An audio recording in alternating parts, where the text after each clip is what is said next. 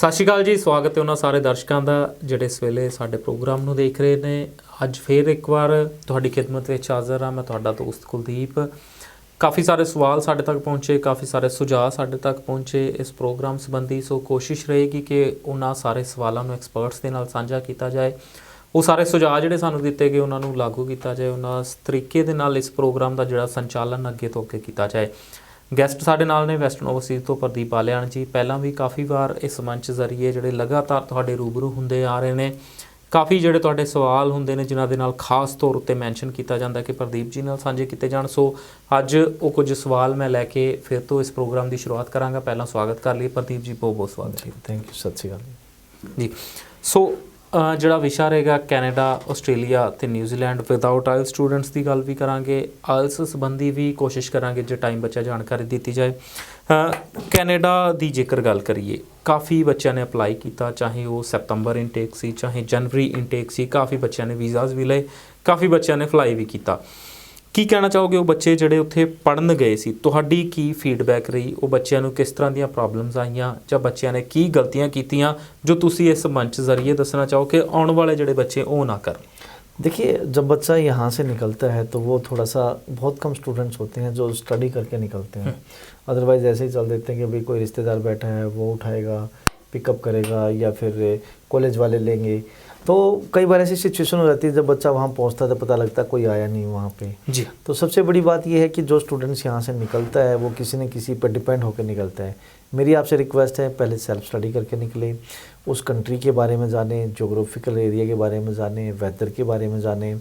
और वेदर की बात पे बात करें तो जैसे कि भी मौसम कैसा भी हो सकता है, तो उस हिसाब से उसकी प्रिपरेशन बच्चे को करके चलनी पड़ेगी। क्योंकि प्रोविंस 10 प्रोविंस हैं, 3 टेरिटरीज़ हैं, तो हर एक प्रोविंस का कहीं ना कहीं वेदर अलग हो जाता है। कहीं ना कहीं इंडिया से मैच करता है कि जैसे यहाँ चल रहा है वैसा ही वहाँ चल रहा है। लेकिन नेक्स्ट इनटेक विच होर बदल जाना तो आगे जैसे अब सितंबर इनटेक आएगा तो डेफिनेटली फिर और सर्दियाँ स्टार्ट हो जाएंगी। तो स्टूडेंट्स को पहले ये चीज़ें देख के चलनी चाहिए कि भाई वेदर कैसा है, किस टाइप के अपना कपड़े लेके जाएं और खाने पीने के लिए क्या चीज़ें लेके जा सकते हैं। वहाँ पे जब जाते हैं तो किचन का सामान क्या क्या ले सकते हैं। तो ये सारी चीज़ें स्टूडेंट्स को पता होनी चाहिए। जिसका कोई नहीं है वहाँ पे तो वो प्लीज़ ऐसे ना भागे, पहले अपने कंसल्टेंट से बात कर लें कि अकोमोडेशन यहीं से करा ले, चाहे वो कॉलेज का अकोमोडेशन हो या बाहर स्टूडेंट्स का हो या कोई होटल बुक करें, ताकि आपको समस्या ना हो। ये सबसे बड़ी बात है कि ये चीज़ें ज़रूरी है। स्टूडेंट्स को जब वहाँ पहुँचते हैं तो होम सिकनेस ज़रूर होती है, क्योंकि वो अपने यहाँ के इन्वायरमेंट में रहता है, यहाँ का इन्वायरमेंट को छोड़ रहे हैं, पेरेंट्स की याद आती है, दोस्तों की याद आती है, गर्लफ्रेंड की याद आती है। तो ये भी एक चीज़ें मैटर करती है, होम सिकनेस जिसको बोलते हैं। तो डे बाय डे जैसे जैसे स्टूडेंट्स वहाँ पे पहुँचता है, गर्लफ्रेंड की बात पे थोड़ा सा ये होता है कि भाई स्टूडेंट बड़े सच है। तो जब वहाँ पहुँचते हैं तो डेफिनेटली कहीं ना कहीं होम सिकनेस ये आती है, बट थोड़ा सा टाइम लगेगा, हर चीज़ सेटल हो जाती है। और जब वहाँ का इन्वायरमेंट रियली बहुत अच्छा है, नाइस लोग हैं, इन्वायरमेंट बहुत अच्छा है, सिस्टम बहुत अच्छा है, तो अगर जो बच्चा 3-4 महीने वहाँ रह लेता है फिर उसको इंडिया की याद नहीं। बिल्कुल। सो ये सारियां देखने ਨੂੰ ਛੋਟੀਆਂ ਚੀਜ਼ਾਂ ਲੱਗਦੀਆਂ ਪਰ ਕਾफ़ी ਵੱਡੀਆਂ ਲੱਗਦੀਆਂ ਨੇ ਜਦੋਂ ਇੱਕ ਬੱਚਾ ਉੱਥੇ ਪਹੁੰਚ ਜਾਂਦਾ ਹੈ। ਸੋ ਇਹ ਸਾਰੀਆਂ ਚੀਜ਼ਾਂ ਇੱਥੇ ਦੱਸੀਆਂ ਜਾਂਦੀਆਂ ਨੇ, ਵੈਸਟਰਨ ਓਵਰਸੀਜ਼ ਵੱਲੋਂ ਸਮਝਾਈਆਂ ਜਾਂਦੀਆਂ ਨੇ, ਪ੍ਰੋਵਾਈਡ ਕਰਾਇਆ ਜਾਂਦਾ ਜੇਕਰ ਅਕੋਮੋਡੇਸ਼ਨ ਜਾਂ ਕਿਸੇ ਤਰ੍ਹਾਂ ਦੀ ਕੋਈ ਤੁਹਾਨੂੰ ਪ੍ਰੋਬਲਮ ਹੈ, ਕਿਸੇ ਤਰ੍ਹਾਂ ਦੀ ਕੋਈ ਜ਼ਰੂਰਤ ਹੈ, ਵੈਸਟਰਨ ਓਵਰਸੀਜ਼ ਨਾਲ ਤੁਸੀਂ ਕੰਟੈਕਟ ਜਿਹੜਾ ਕਰ ਸਕਦੇ ਹੋ। ਉਹ ਬੱਚੇ ਜਿਨ੍ਹਾਂ ਦੀ ਰਿਜੈਕਸ਼ਨ ਆ ਗਈ ਸੀ ਕਿਸੇ ਨਾ ਕਿਸੇ ਕਾਰਨ ਕਰਕੇ, ਕਿਵੇਂ ਸੰਭਲ ਕੇ ਚੱਲਣ ਹੁਣ ਅਗਲੇ ਇਨਟੇਕ ਦੇ ਲਈ ਜਦੋਂ ਅਪਲਾਈ ਕਰਨਗੇ, ਤੇ ਜਿਹੜੇ ਫਰੈਸ਼ਰ ਨੇ ਉਹ ਰਿਜੈਕਸ਼ਨ ਤੋਂ किमें बच के चला? जी, पहले तो मैं उन स्टूडेंट्स का वेलकम करना चाहूँगा जिनके ऑलरेडी कहीं ना कहीं से रिजेक्ट है, वो एक बार आके ज़रूर मिले। बट वो मिलने से पहले एक ये चीज़ श्योर हो कि उनके हाथ में ऑफ़र लेटर और वो जो फाइल लगी थी उसकी फ़ोटोकॉपी उसके पास हो, ताकि हम उस पर वर्क करके जो उसका वीक एरियाज़ है उसको फाइंड आउट करके नेक्स्ट इनटेक में उसका वीज़ा ले सकें। तो मोस्ट वेलकम, क्योंकि हमारा सक्सेस रेट बहुत अच्छा है। हमने ऐसे काफ़ी बच्चों के वीज़े लगवाए हैं जो ऑलरेडी रिजेक्टेड थे, लेकिन उसके नेक्स्ट इनटेक में हमने वीज़ा लिए हैं।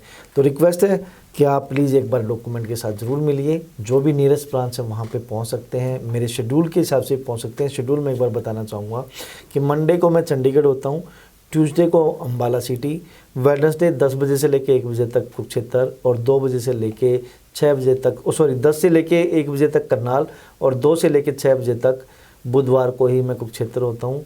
Thursday again Chandigarh, Friday Jalandhar आपके शहर में होता हूँ और सैटरडे अगेन चंडीगढ़। तो आप मिल सकते हैं मेरे से अपने ओरिजिनल डॉक्यूमेंट अपने पेरेंट्स के साथ। और मैं बात करना चाहूँगा उन स्टूडेंट्स के, जो आपका नेक्स्ट क्वेश्चन था कि जो स्टूडेंट्स फाइल लगा रहे हैं वो रिजेक्शन से कैसे बच सकते हैं। 3-4 चीज़ें हैं सॉरी, जिनका आप ध्यान रख सकते हैं। आप फाइल लगाने से पहले ये चीज़ ज़रूर देखें कि जो आपका कंसल्टेंट है वो क्वालिफाइड हो, उसके पास नॉलेज हो, उसकी जो काउंसलर है जो आपको रिकमेंड कर रही है, आपको काउंसलिंग दे रही है, वो क्वालिफाइड होनी चाहिए। सिर्फ एंड सिर्फ ऑफिस का जो इंफ्रा है उस पर नहीं जाना है। आपने देखना है, स्टूडेंट्स को देखना है कि जो कंसल्टेंट या स्टूडेंट्स उस कंसल्टेंट की काउंसलर जो बता रही है वो रियली सच है या नहीं है। उसके लिए आप थोड़ी सी सेल्फ स्टडी करेंगे, घर पे करें, इधर उधर के कंसल्टेंट्स के पास जाके करें, सेल्फ स्टडी मस्ट है। तो ये चीज़ आपने देखनी है कि वो फेक बात नहीं कर रही हो, बार बार पैसे की बात ना करे, क्योंकि यहाँ पे सिर्फ ऑफ़र लेटर के पैसे लगते हैं, उसके बाद वो भी कोई ख़ास नहीं है। कोई ऑफ़र लेटर फ्री देता है, कोई थोड़े बहुत पैसे लेता है, $50, $65, $70, $100 या $150, इसके अलावा कोई पैसा नहीं लगना। जब आपकी फ़ीस ट्रांसफ़र होनी है, वो आपको ही पता है, 6 महीने की फ़ीस ट्रांसफ़र होनी है तकरीबन 3.5 से 4 लाख। $10,200 का GIC लेना है, तकरीबन 5,40,000 का। इसके अलावा मेडिकल है और आपका क्या नाम है एम्बेसी फ़ीस है। ये आपका खर्चा है। कोई आपसे पैकेज की बात करता है, कोई बोलता है जी आप इतने एडवांस दे दो उसके बाद हम लगाएंगे, ऐसी जगह नहीं रुकना। फ़ाइल उठाओ, वहाँ से गोली बोलो। तो ये चीज़ बहुत ज़रूरी है। नेक्स्ट चीज़ आती है कि जी जो आपको कोर्स दिया जा रहा है वो कितना अच्छा है। लाइक आपके जो मेजर सब्जेक्ट्स हैं क्या उससे वो मैच करते हैं या नहीं करते हैं। यहाँ पे जो रिजेक्शंस आती है अदर रीजन्स में, मैक्सिमम रीजन्स आते हैं जिसमें लिखा जाता है कि आपका कोर्स मैच नहीं करता, आप फाइनेंशियल साउंड नहीं हो, आपकी इंडिया में स्टेबिलिटी नहीं है।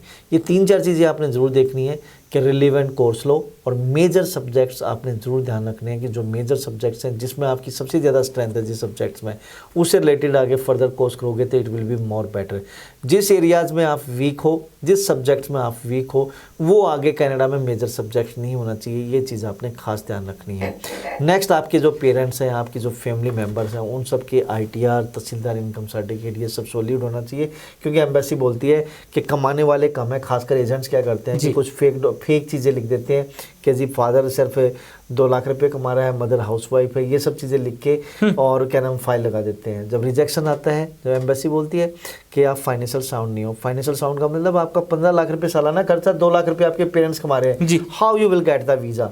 तो मतलब ये चीज़ है कि how you will survive there. तो ये चीज़ें आती है। तो प्लीज़ आपके पेरेंट्स, आपके भाई बहन जो भी हैं, उनके ऑक्यूपेशन की पूरी डिटेल्स उसमें आप फाइल में लिखो। क्योंकि जो स्टूडेंट क्वेश्चन फॉर्म होता है उसमें लिखा जाता है कि आपका जो पेरेंट्स हैं, जो आपके फैमिली मेम्बर्स हैं, उनकी एनुअल, उनके ऑक्यूपेशंस क्या हैं, उनकी एनुअल इनकम इंडियन रुपीज़ में कितनी है और कैनेडियन डॉलर में कितनी है। तो ये एम्बेसी कहीं ना कहीं मैच करती है कि 15 लाख रुपये कमाने वाले के, खर्चे करने वाले के 15 लाख रुपये जो ट्यूशन फीस और लिविंग कॉस्ट लगनी है, और एम्बेसी बोले को स्टूडेंट्स बोले कि जी एम्बेसी को जी मैं 2 लाख या 3 लाख रुपये मेरे पेरेंट्स कमा रहे, 3 लाख 2 लाख रुपये कमाने वाला 15 लाख रुपये कैसे खा सकता है।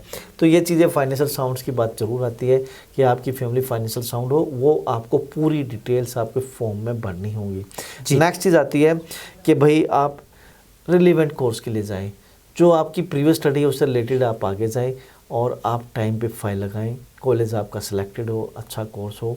ये सारी चीज़ें छोटी छोटी चीज़ें हैं जो मैच करती है जिस पे एक स्टूडेंट्स का वीज़ा लगता है। जी एक इन्फॉर्मेशन ਜਿਹੜੀ ਸਟੂਡੈਂਟ ਕੁਐਸਚਨਿੰਗ ਫਾਰਮ ਦੇ ਵਿੱਚ ਤੁਸੀਂ ਦੱਸਿਆ ਕਿ ਦੇਣੀ ਪੈਂਦੀ ਹੈ। ਕਾਫੀ ਇਸ ਤਰ੍ਹਾਂ ਦੇ ਨਵੇਂ ਕੰਸਲਟੈਂਟਸ ਨੇ ਜਿਹੜੇ ਐਕਸਪੈਰੀਮੈਂਟ ਕਰਦੇ ਨੇ ਬੱਚਿਆਂ ਦੀ ਪ੍ਰੋਫਾਈਲ ਦੇ ਨਾਲ। ਜਦੋਂ ਇੱਕ ਜਾਣਕਾਰੀ ਮੰਗੀ ਜਾ ਰਹੀ ਹੈ, ਹਾਈ ਕਮਿਸ਼ਨ ਨੇ ਜਾਣਕਾਰੀ ਮੰਗੀ, ਚਾਹੇ ਉਹ ਫਾਰਮ ਜ਼ਰੀਏ ਜਾਂ ਕਿਸੇ ਵੀ ਜ਼ਰੀਏ, कोई भी डॉक्यूमेंट ज़्यादा लगा दिता या कोई जानकारी वधेरे करके दे दी, वो भी रिजेक्शन का कारण बनती है। देखो कुलदीप सर, इसमें क्या होता है कि SPP के अंदर कोई डॉक्यूमेंट तो जाता नहीं है ऐसा। बात ऐसी होती है कि भाई क्या नाम है, स्टूडेंट्स की प्रोफाइल में वो चीज़ें भरी नहीं जाती जो एक्चुअल। सपोज करो मैं स्टूडेंट हूँ, मैं बाहर जा रहा हूँ, मेरे फादर गवर्नमेंट जॉब पे हैं, इसके अलावा मैं एग्रीकल्चरिस्ट भी हूँ, मेरे फादर। तो यहाँ पे भरा जा रहा है कि मेरे फादर गवर्नमेंट जॉब पे हैं और उसकी 5 लाख या 7 लाख रुपए इनकम है, लेकिन एग्रीकल्चर से जो मैं इनकम कमा रहे हैं मेरे फादर, वो चीज़ें नहीं भरी जाती। ये एक फैक्ट्स हो जाता है। इसके अलावा मेरी मम्मी गवर्नमेंट जॉब पे हैं तो वो नहीं भरी जाती, या मेरी मम्मी क्या नाम है अपना कोई बिजनेस कर रही है, वो ऑक्यूपेशंस नहीं भरा जाता है। मेरे भाई बहन सिस्टर्स, मेरी सिबलिंग्स जो हैं वो कोई ना कोई ऑक्यूपेशन, कोई ट्यूशन सेंटर चला रहा है, कोई प्रॉपर्टी का बिजनेस कर रहा है, कोई वो जॉब कर रहा है, वो चीज़ें नहीं भरी जाती। जब ये चीज़ें नहीं भरी जाती तो उनके ऑक्यूपेशंस नहीं आते, उनकी एनुअल इनकम नहीं आती, तो कहीं ना कहीं ये रिजेक्शन का रीज़न बन जाते हैं कि लो इनकम है और खर्चे ज़्यादा हैं कनाडा में। तो ये एक मैटर बनता है रिजेक्शंस का। तो डेफिनेटली ये चीज़ें मैटर करती हैं। और दोस्तों कल ना ये सोच को ज़रूर चलो कि कल ना अगर रिजेक्शन आया और आपने नॉन SPP में फाइल लगानी पड़ी, तो जो चीज़ आपने फिल की है वो एविडेंस भी देने होंगे एम्बेसी को। तो जब आपने भरा कुछ और, एक्चुअल में आपके पास कुछ और, तो आपका वीज़ा कैसे लगेगा? तो मिसलीडिंग डॉक्यूमेंट्स हो जाएंगे और वीज़ा लगना भी होगा तो दोबारा नहीं लगेगा जी। सो कोई भी ਇਨਫੋਰਮੇਸ਼ਨ ਜੇਕਰ ਤੁਸੀਂ ਨਹੀਂ ਭਰਦੇ, ਘੱਟ ਭਰਦੇ ਹੋ, ਉਹਦਾ ਵੀ ਨੁਕਸਾਨ ਹੈ। ਕੋਈ ਕਈ ਵਾਰ ਹੁੰਦਾ ਕਿ ਇਨਕਮ ਵਧਾ ਕੇ ਦੱਸ ਦਿੱਤੀ, ਕੁਝ ਚੀਜ਼ਾਂ ਜ਼ਿਆਦਾ ਦੱਸ ਦਿੱਤੀ, ਤਬ ਵੀ ਰਿਜੈਕਸ਼ਨ, ਉਹ ਵੀ ਰਿਜੈਕਸ਼ਨ ਦਾ ਕਾਰਨ ਬਣਦੀਆਂ ਨੇ। ਕੈਨੇਡਾ ਬੱਚੇ ਜਿਹੜੇ ਹੁਣ ਅਪਲਾਈ ਕਰਨਗੇ, ਕੀ ਸ਼ਰਤਾਂ ਨੇ ਉਹਨਾਂ ਦੇ ਲਈ? ਕਿਹੜਾ ਇਨਟੇਕ ਜਦੋਂ ਸਤੰਬਰ ਇਨਟੇਕ ਦੇ ਲਈ ਅਪਲਾਈ ਕਰਨਗੇ, ਕਿਵੇਂ ਤੋਂ ਹੁਣੇ ਤਿਆਰੀ ਕਰਕੇ ਚੱਲਣਾ? ਜੇ ਲੱਗਦਾ ਤਾਂ ਕਾफ़ी टाइम ਪਿਆ, पर किते ना किते ਜਿਹੜਾ रश ਹੁੰਦਾ ਉਸ ਕਰਕੇ जल्दी ਜਿਹੜਾ खत्म टाइम नहीं बचा जी। सितंबर इनटेक की बात करें तो ज़्यादा टाइम नहीं है, क्योंकि मोस्टली नॉर्थ इंडिया में स्टूडेंट्स कनाडा आज की डेट में जा रहे हैं। तो मेरी रिक्वेस्ट है, जिनके ऑलरेडी IELTS आ चुका है, स्कोर आ चुका है, तो वो जल्दी से जल्दी अपनी फ़ाइल लगाएं, क्योंकि अगर आपको रिलेवेंट कोर्स लेना है, आपको अपना प्रेफरेंस का कॉलेज लेना है, तो डेफिनेटली आपको टाइम पे अपनी फ़ाइल लगानी होगी। मैं उन स्टूडेंट्स को ज़रूर गाइड करना चाहूँगा जो अभी एग्ज़ाम दे रहे हैं। मेरी उनसे रिक्वेस्ट है कि जैसे एग्ज़ाम ख़त्म होते हैं, नेक्स्ट डे प्लीज़ आप अपनी IELTS सेंटर्स में जो भी आप जहाँ से भी IELTS करना चाहते हैं वहाँ जाके अपना कोचिंग लें। वेस्टर्न ओवरसीज़ एक बेस्ट सूटेबल प्लेस हो सकता है आपके लिए, क्योंकि we are specialist in IELTS also जी। तो आप हमसे आके मिलिए IELTS को लेके, और टाइम वेस्ट एक दिन भी मत करिए। जितना जल्दी इधर से आपके मार्कशीट आएगी, इधर से आपका IELTS स्कोर आएगा, ताकि आप टाइम पे दोनों चीज़ें कंप्लीट करते हैं तो सितंबर इनटेक आपको आराम से मिल जाएगा। शो ਨੂੰ ਖਤਮ ਕਰਦੇ ਹਾਂ। ਆਪਣੇ ਦੋਸਤ ਕੁਲਦੀਪ ਨੂੰ ਦਿਓ ਆ ਗਿਆ। ਧੰਨਵਾਦ। ਸਤਿ ਸ਼੍ਰੀ ਅਕਾਲ।